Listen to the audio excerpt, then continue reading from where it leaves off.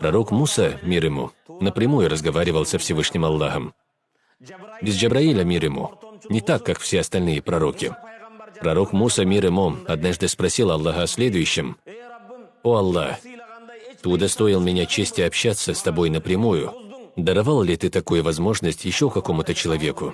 В Коране на этот вопрос ответ Всевышнего таков: «Эй, Муса, я выбрал тебя пророком среди людей и сделал так, чтобы ты мог со мной общаться.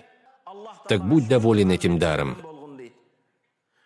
Тогда пророк Муса, мир ему, спросил Аллаха о следующем: «О Аллах, Ты удостоил меня чести общаться с Тобой напрямую. Даровал ли Ты такую возможность еще какому-то человеку?» Всевышний Аллах ответил: «О Муса, перед концом времен я создам умму, которая будет уммой пророка Мухаммада, мир ему и благословение Аллаха.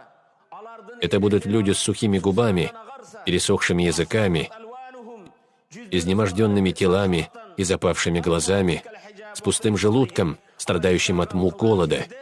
Они будут взывать ко мне в дуа и будут гораздо ближе ко мне, чем ты. О Муса, когда ты говоришь со мной, между нами 70 тысяч завес. Но в момент ифтара, разговения, не будет ни одной завесы между мной и постящимся людьми из умма Мухаммада, мир ему и благословение Аллаха.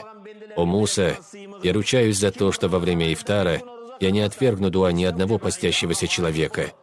Кто в месяц Рамазан один день продержит пост, он получит возможность увидеть невиденное и услышать неслыханное человеком место в раю». Услышав это, пророк Муса попросил Всевышнего: «О Всевышний, дай мне тоже возможность держать пост в месяц Рамазан».